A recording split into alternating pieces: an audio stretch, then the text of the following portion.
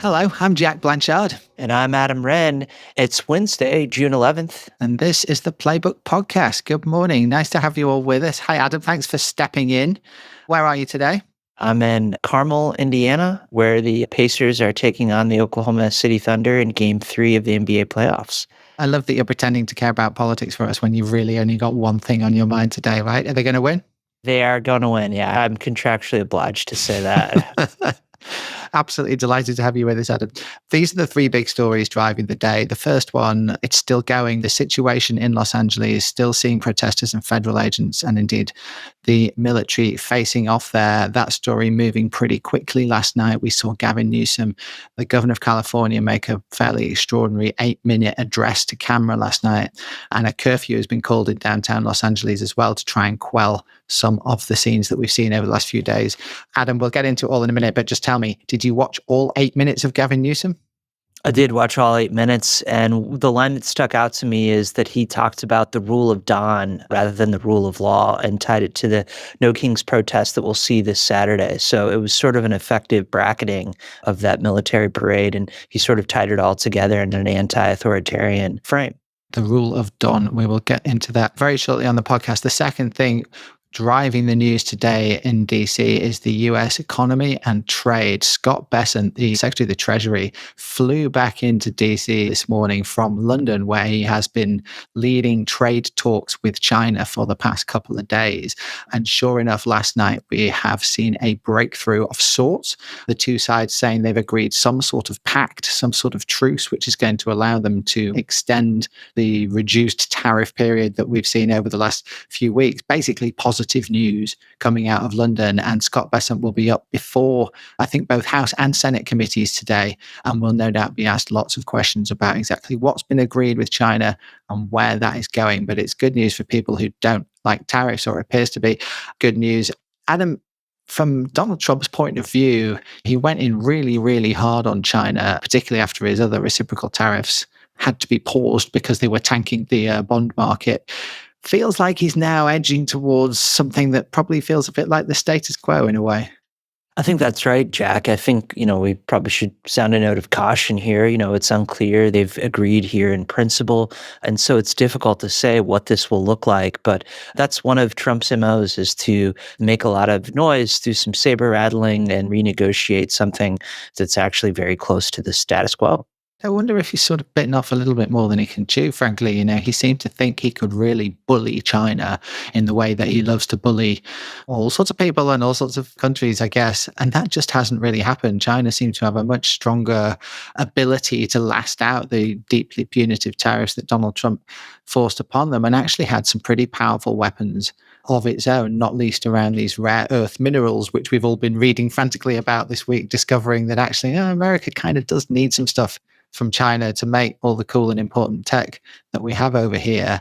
You think Don might have overplayed his hand a bit? Yeah, and I think one of the interesting words from the diplomatic readout that we got from this latest meeting with China officials was the word candid. Candid is a word that the Chinese officials use a lot in readouts like this, and it essentially means like there were significant disagreements that may still need to be resolved. So we'll see where this goes. And we thought we were at a moment of forward motion just a few weeks ago when we got a similar readout when they met in Switzerland. So it's hard to tell how substantive this agreement will be. Indeed. Let's see how much sense we get out of Scott Bessent today when he's over on the Hill, no doubt be interrogated about this. I'm sure a lot of the networks will be carrying that testimony live, so people will be watching that. I should say as well, more good news for Donald Trump on the trade front last night. The US Court of Appeals lifted that rather dramatic court ruling from one of the lower courts, which blocked his Liberation Day tariffs, which means they are allowed to remain in effect while it reviews a lower court's decision. So that's another good bit of news for Donald Trump as he tries to push ahead with this big change in trade policy that we've seen this year. Let's get on to the main event though, Adam. We've been talking about it all week on this podcast. Everyone's been talking about it all week, the situation in Los Angeles, which has obviously escalated dramatically over the past few days. Really, really interesting moment in my eyes last night, seeing Gavin Newsom, the governor of California, make what frankly felt like an address to the nation.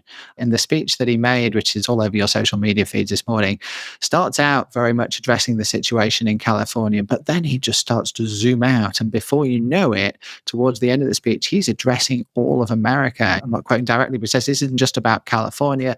Your state could be next. This is about all of us. He looks at the camera. This is about you. Democracy is under assault before our eyes.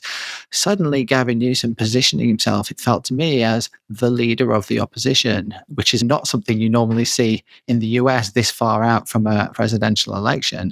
Gavin Newsom's name was always in the mix for 2028, but one of many, and not necessarily one that people would have put particularly prominently. He's positioned himself last night really as the voice, certainly this week, taking on Donald Trump.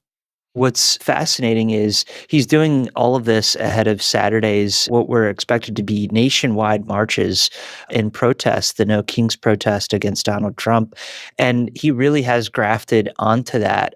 The word democracy didn't appear to move a lot of votes one way or the other. And former Vice President Kamala Harris campaigned on that a lot in the waning stretches of the presidential race last year. So it's interesting to hear him echo that, and whether or not he can sort of make the argument as a foil to Donald Trump is something that I'll be watching.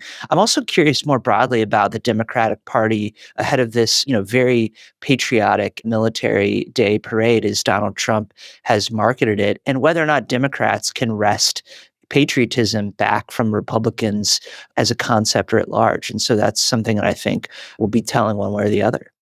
It's a very good point you make about talking about democracy and what an ineffective attack that proved to be for the Democrats in the 2024 presidential election. However, the key point here, to my mind, is that Gavin Newsom is not trying to win a presidential election right now. He's trying to win an imaginary future primary amongst hardcore Democrat voters. And these are people who feel incredibly strongly about what they see as the threat to democracy before our eyes right now.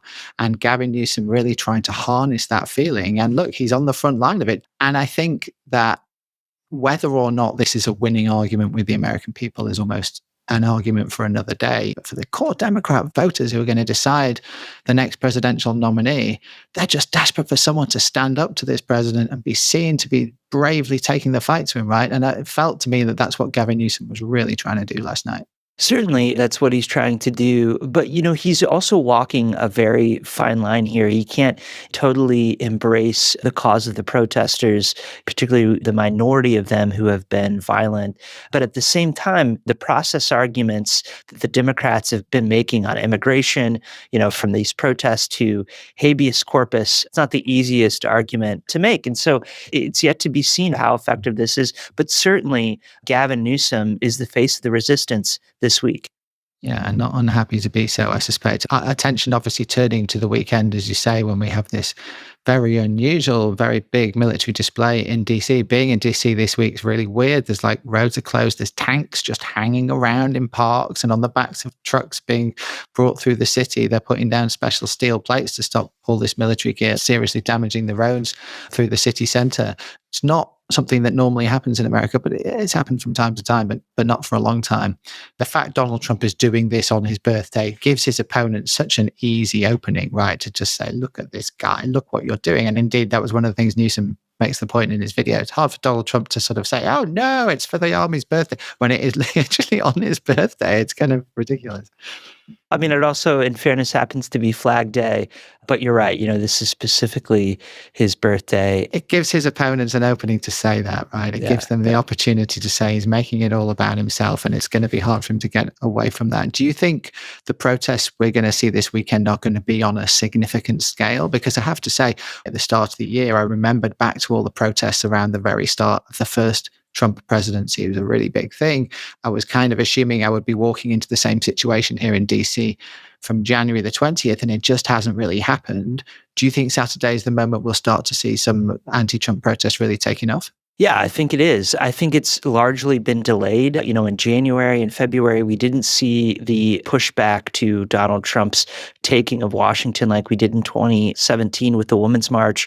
But I think there is some built-up frustration with the way that he's been sort of unilaterally remaking government. And I think that we'll see that.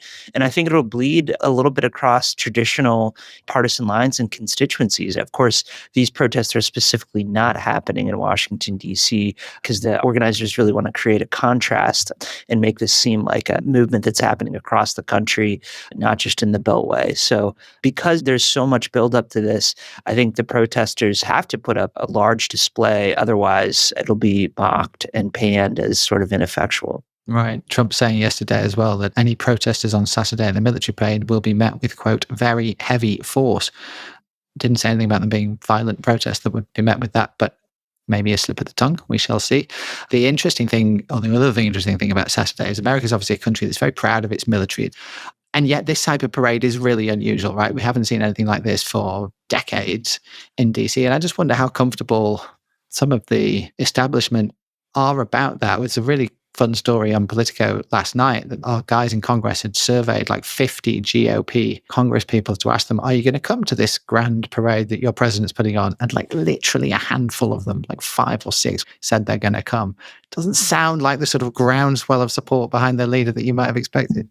Yeah, there's some sort of Homer Simpson back into the bushes here where Right. people are sort of letting him be the face of this, certainly ahead of what could be a dicey midterms next year. There are a lot of incumbent lawmakers who really want nothing to do with this, it seems.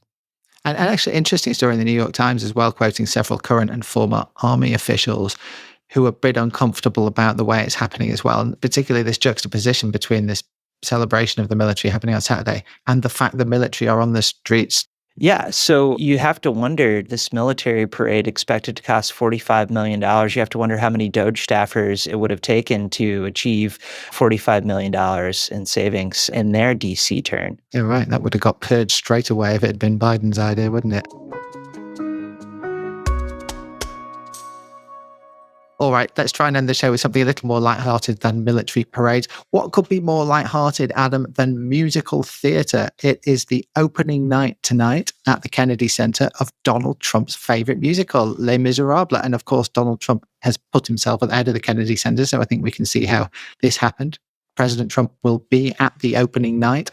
Adam, tell us why it's just an amazing thing that this is happening in this week of all weeks. Well, as I recall from seeing the musical in your native London when I went a few years back. Longest running show at the West End, like ever or something. That's right, yeah. This is a musical where the plot is essentially a bunch of anti-monarchists being upset with the monarchy and ultimately losing that battle, but dreaming about a better day to come.